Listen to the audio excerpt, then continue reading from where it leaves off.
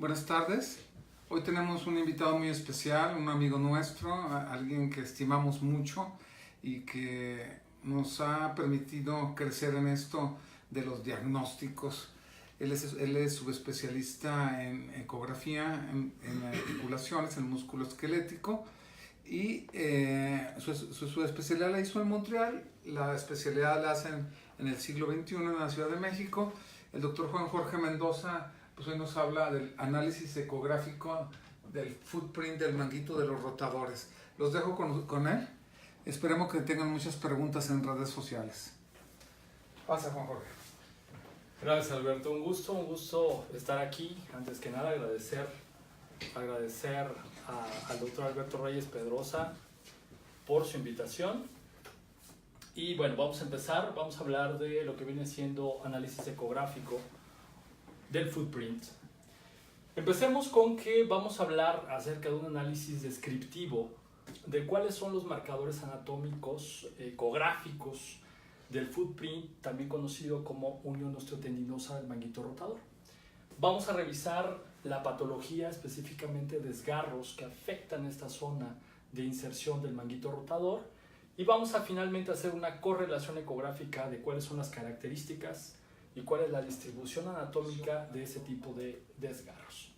Como vemos en esta imagen, aquí tenemos cortes seccionales de anatomía patológica a nivel de la unión osteotendinosa del manguito rotador. Aquí tenemos las facetas, que son estas flechas grandes que tenemos, son dos cortes similares.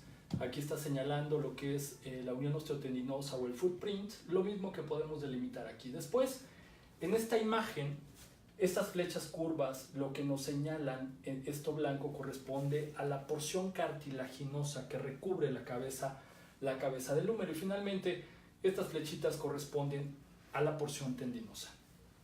Si comparamos las imágenes que tenemos por disección cadavérica con la imagen obtenida por ultrasonido, podemos ver que hay una similitud prácticamente del 100%. Es decir, vamos a poder delimitar la faceta, que es esta zona que estamos viendo aquí. Vamos a poder ver ya la superficie articular. Esto negro que vemos por ultrasonido, esta banda negra corresponde a la porción cartilaginosa. Y superficial tenemos al manguito rotador, que ahorita vamos a ver más adelante cómo en un corte sagital, estos son cortes sagitales, en un corte sagital podemos saber si es el supra o es el infra, dependiendo de las características de mi marcador anatómico. Por ultrasonido, igual que por resonancia magnética o por todo tipo de imagen diagnóstica, vamos a tener marcadores, los cuales van a ser siempre repetitivos y me van a poder ayudar a diferenciar entre un tendón y otro.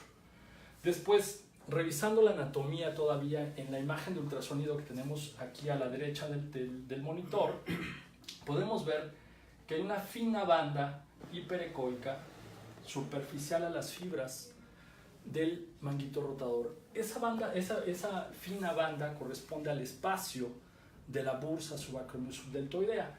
Y posteriormente tenemos otra imagen hipoecoica, le llamamos nosotros por ultrasonido, que corresponde al espesor del músculo deltoideo. Superficial al músculo deltoideo ya tenemos el panículo adiposo, y finalmente la piel, que es la capa más superficial. Entonces, en un corte sagital podemos ver cómo existe una correlación muy precisa, anatómica, entre lo que viene siendo el footprint o la unión osteotendinosa, la superficie del cartílago articular, con los componentes que conforman el manguito rotador. Ahora bien, hablamos de marcadores anatómicos. El manguito rotador, el footprint específicamente, va a llegar a lo que viene siendo la tuberosidad mayor.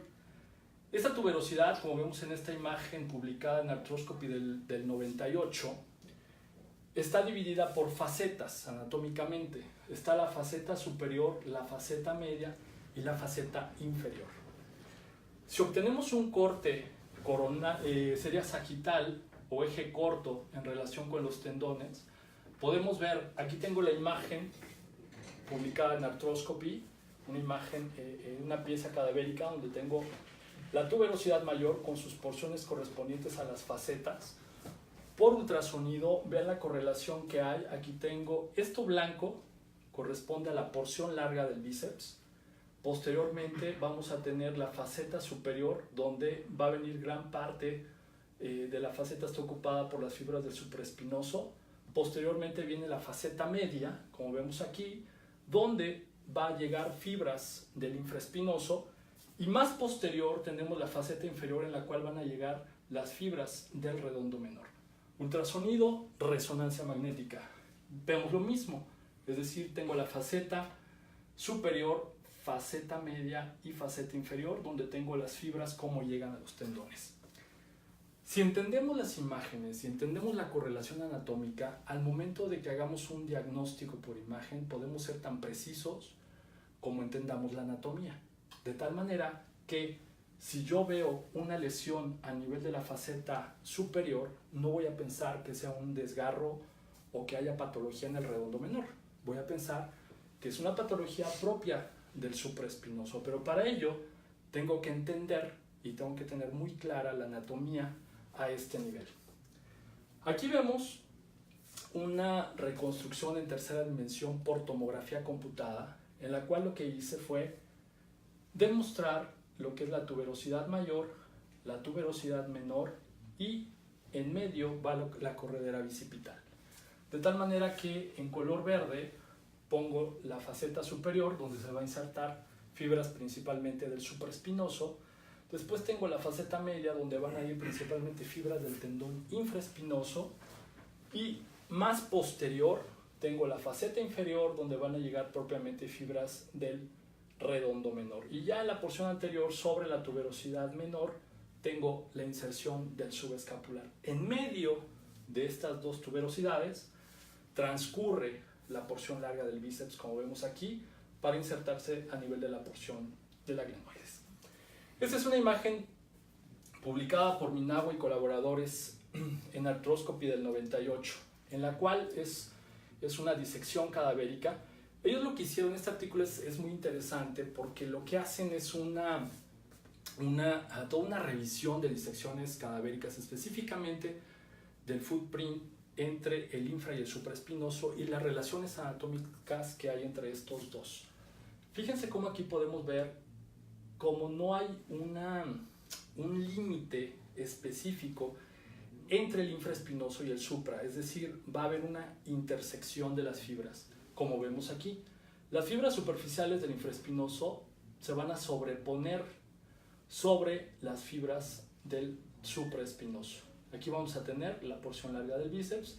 Todo esto viene correspondiendo a la tuberosidad mayor, y en la faceta inferior tengo el redondo menor. Entonces, son los marcadores anatómicos. En esta misma publicación, de Michizuki del 2008, también es muy interesante, porque ellos se ponen a revisar en piezas cadavéricas todo el trayecto, tratan de delimitar todo el trayecto de las inserciones de las fibras, y se encuentran con esta tabla que tenemos aquí a la derecha, que después ustedes pueden analizarla y revisarla más minuciosamente, pero que en resumen está aquí en el esquema del lado izquierdo, en el cual vemos que gran parte, incluso un poco más de la mitad de la faceta superior, está ocupada por fibras del tendón infraespinoso. Vean la inserción ancha que tiene el tendón infraespinoso en base a lo publicado por Michizuki.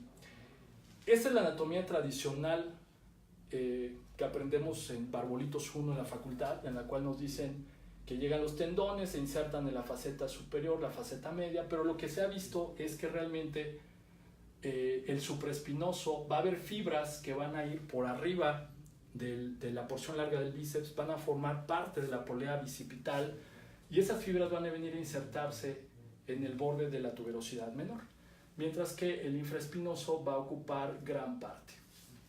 Ahora bien, las fibras superficiales, como vemos aquí, veíamos en el esquema y en la disección cadavérica cómo se transpolaban, y finalmente las fibras superficiales del supraespinoso, la parte anterior, se van a venir a insertar en la parte anterior de la faceta superior de la tuberosidad mayor, y en la parte superior de la tuberosidad menor, que era lo que estábamos viendo en esta imagen. Después, las profundas vienen en el interior de la cápsula y van a formar parte del ligamento semicircular capsular, también conocido como el cable, y se va a insertar en el hueso a través de este ligamento. Ahora bien, a nivel del footprint del manguito rotador, desde hablando del punto de vista de microestructura, se ha visto que está dividido en 5 capas, que son las que están representadas aquí, publicado en el 92 por Clark y Harriman, en el cual vamos a tener fibras más superficiales. Hay involucro de parte del ligamento coracohumeral, que es una de las estructuras principales que van a dar el techo de la polea bicipital. Vienen fibras del supra, fibras del infra. Después la tercera capa va a corresponder a una intersección entre las fibras del infra y del supra, formando ángulos hasta de 45 grados. La siguiente capa corresponde al tejido conectivo y finalmente la cápsula. Este esquema ya está demostrado y estudiado también desde el punto de vista histológico. Aquí están delimitadas las 5 capas y en un corte o en un eje largo podemos delimitar y podemos identificar estas mismas 5 capas que ya estuvimos analizando. Esto es en cuanto a marcadores anatómicos y la importancia que tiene que tengamos claro cuál es la faceta superior, cuál es la faceta media, cuál es la faceta inferior, porque insisto, dependiendo de eso, como vamos a ver ahorita más adelante, va a depender que el diagnóstico de compromiso de fibras del infra con el supra, únicamente fibras del infra, lo pueda yo determinar por imagen, ya sea por ultra o por reso, pero en este caso vamos a hablar únicamente de ultra. Hablando ahora sí ya de patología, eso fue, digamos, la introducción anatómica en cuanto a marcadores anatómicos, pero que nos van a ser de mucha utilidad para hablar de rupturas o de desgarros. Este puede ser parcial o total, y su incidencia, como es bien sabido por todo el mundo, se va a incrementar en relación con la edad. Una de las causas más frecuentes es la sobrecarga, pero también otra de las más frecuentes es los traumatismos. Ahora bien, los desgarros parciales son mucho más dolorosos que los desgarros completos. Es típico de que el paciente llega con uno y dice, bueno, es que me dolía muchísimo el hombro y ya, me dejó de doler, ya no me duele. Entonces vemos y nos damos cuenta que pues es una ruptura ya completa, ya no hay tanto dolor. ¿Y esto por qué? Porque cuando hay un desgarro parcial va a haber un involucro de mediadores químicos, pero otro factor importante anatómico que va a causar un dolor incluso más intenso que una ruptura parcial es la bursitis, la bursa subacromiosubdeltoidea, valga la redundancia. Esta bursa está muy rica, tiene una inervación muy rica, de tal manera que cuando está inflamada, el dolor va a ser, podemos llamarle, más exquisito que una ruptura completa del manguito rotador. De tal manera que desde el punto de vista clínico, el dolor no es un buen indicador para hablar de la magnitud o el tamaño del desgarro y obviamente tampoco del pronóstico. No podemos usar el dolor como un parámetro. En cuanto a la incidencia, va a depender de los autores. Hay algunos van desde el 13 hasta el 37% aproximadamente.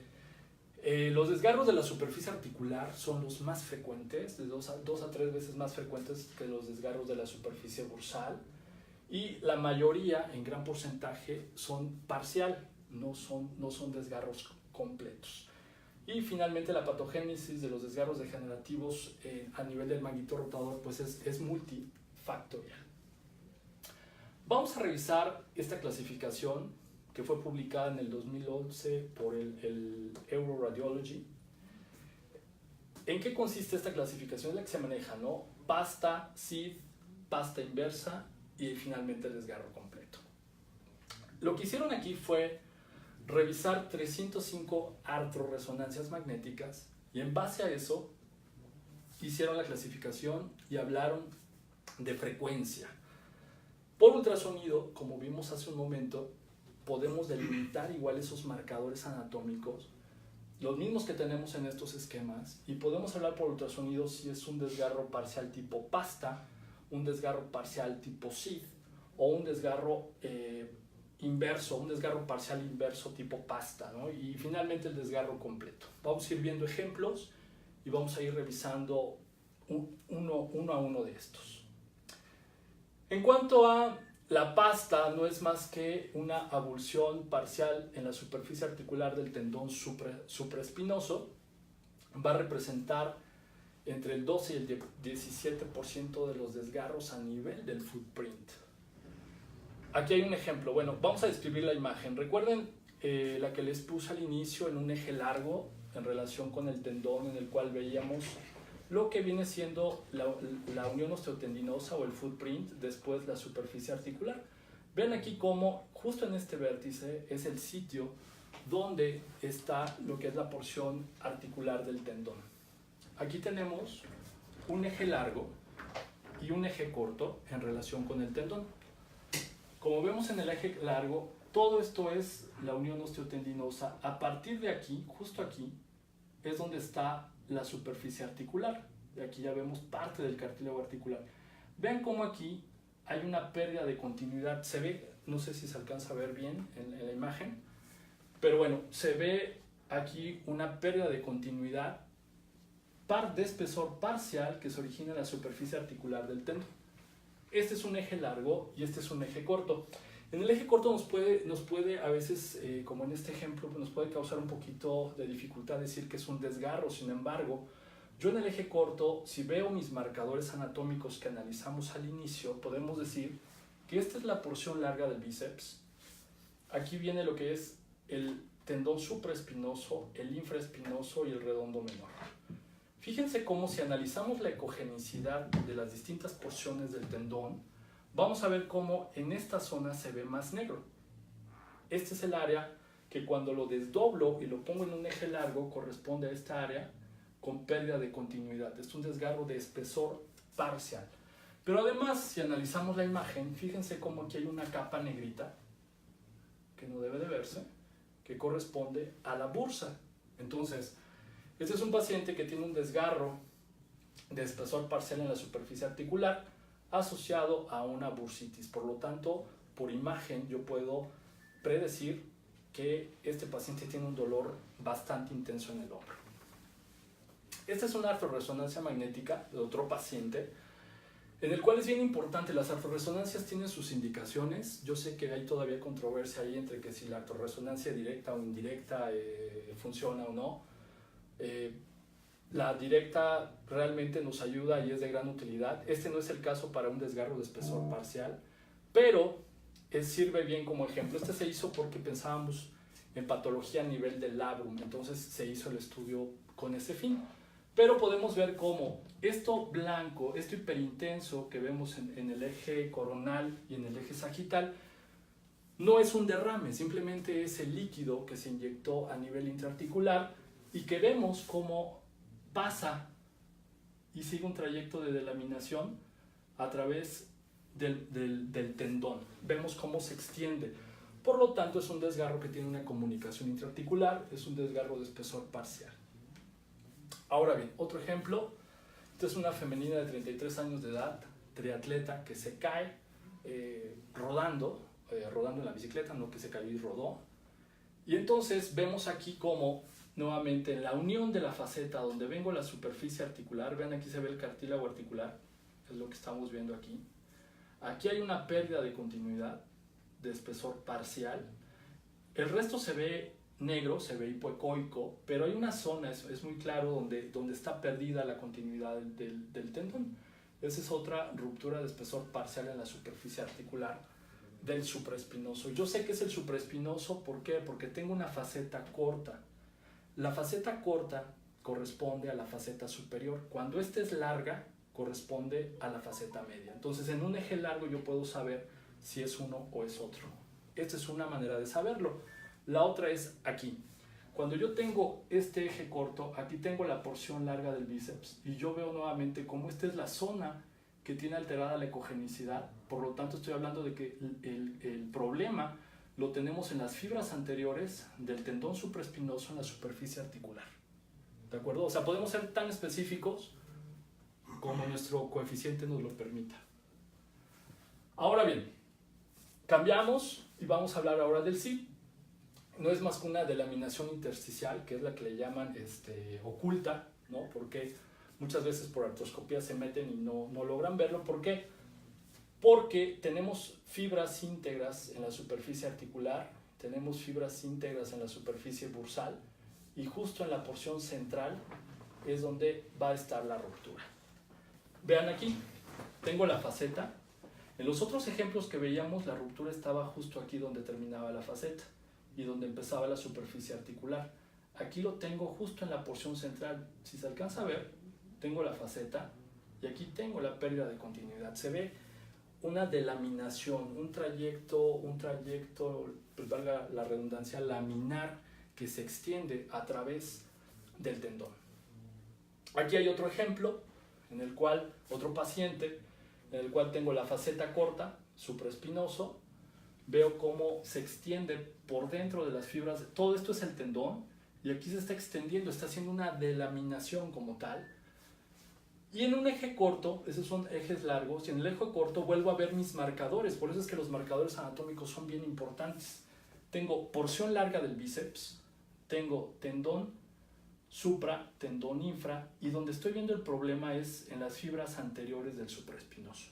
Yo ahí puedo ser preciso y decir, únicamente hay involucro del supra o hay involucro también del infra.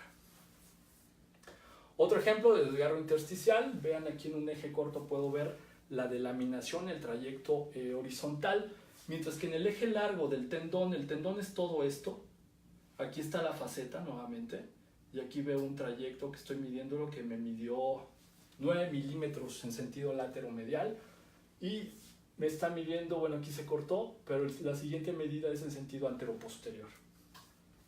Es en cuanto al sí.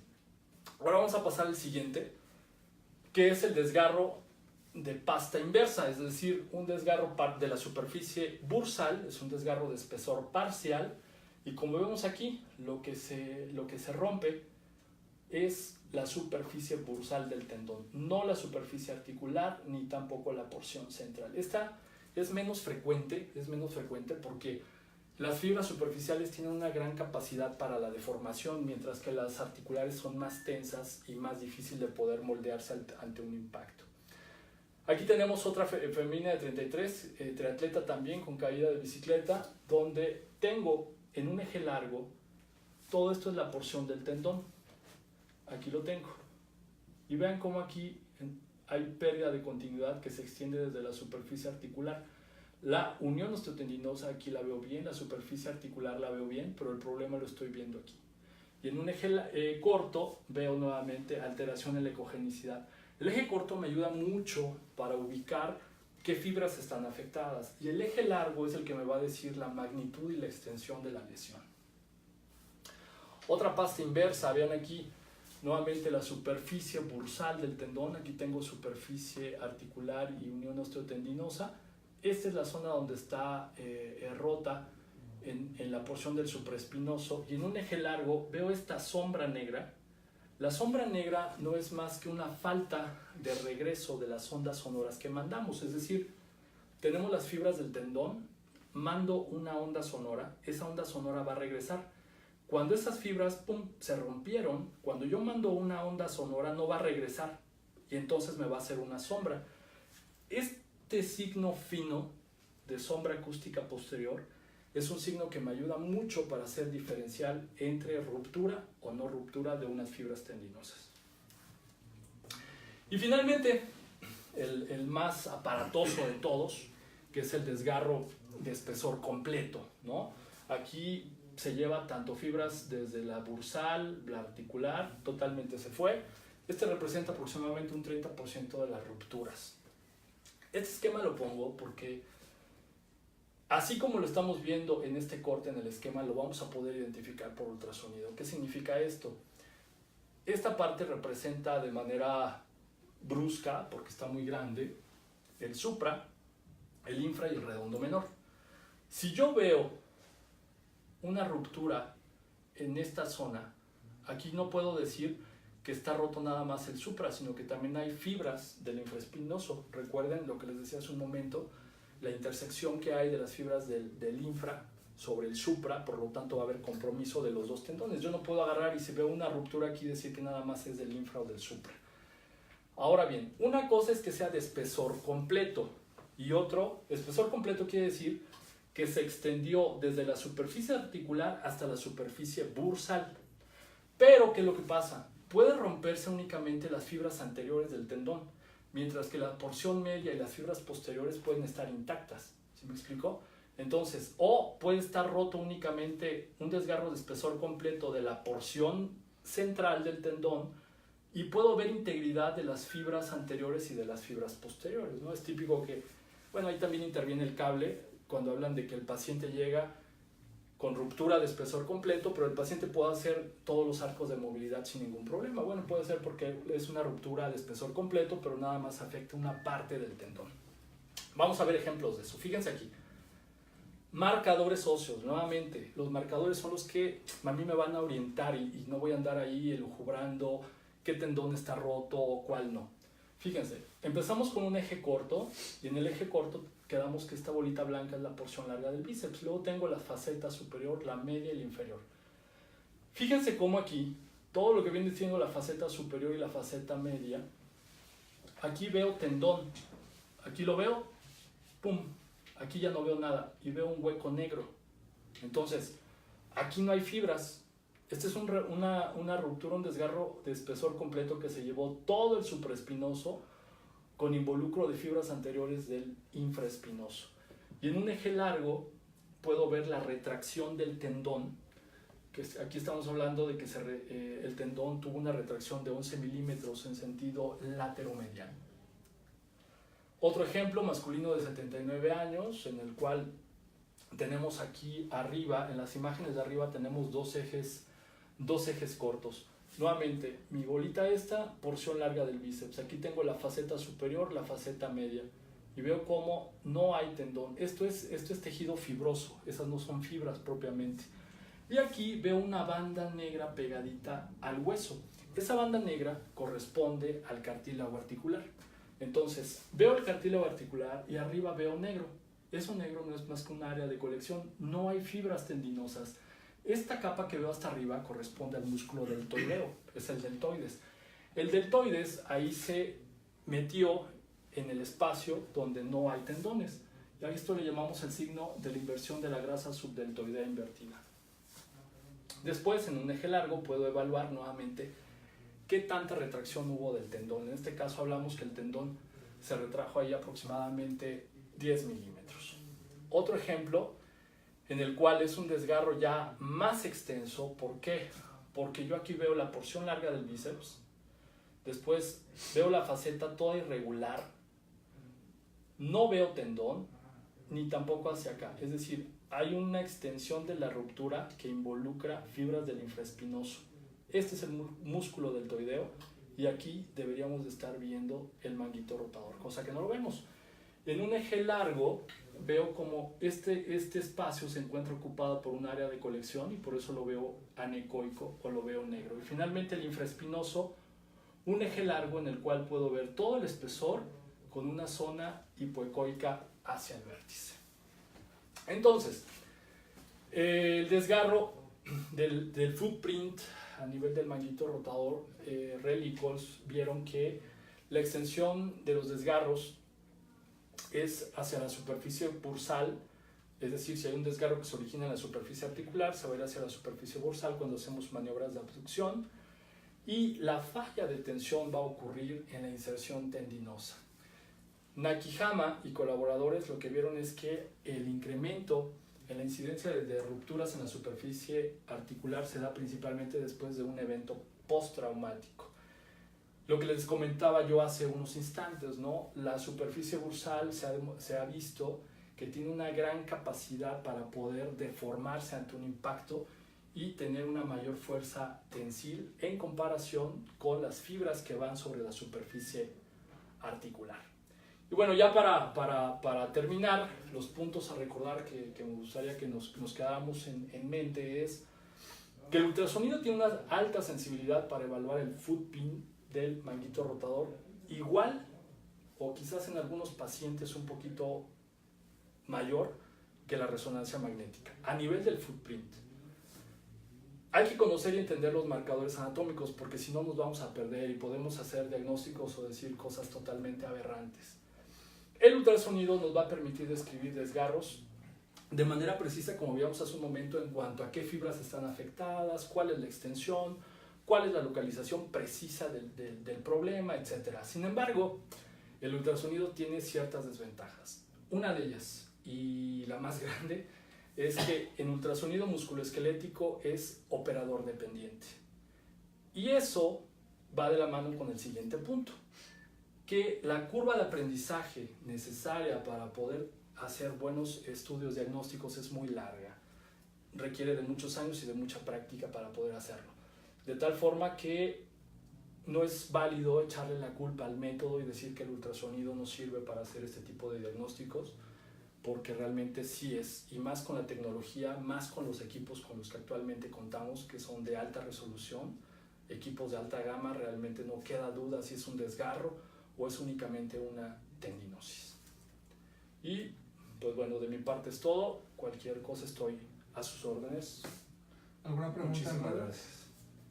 Doctor, ¿alguna pregunta para el doctor? ¿Tú? No. Yo, fíjate que a mí, ¿cómo es ese complejo cuando platicábamos hace un momento sobre cuando el bíceps está inestable y él empieza a lastimar el subescapular y el supraespinoso?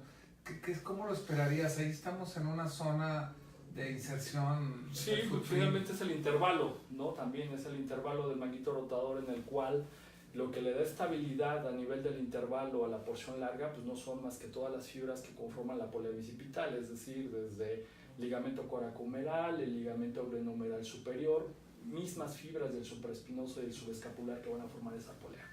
Ahora, es frecuente, de hecho tengo por ahí un tema muy interesante, algo en lo que estoy trabajando, es muy frecuente la patología de la porción larga del bíceps, pero a nivel del intervalo del manguito rotador, que muchas veces se puede malinterpretar clínicamente un diagnóstico.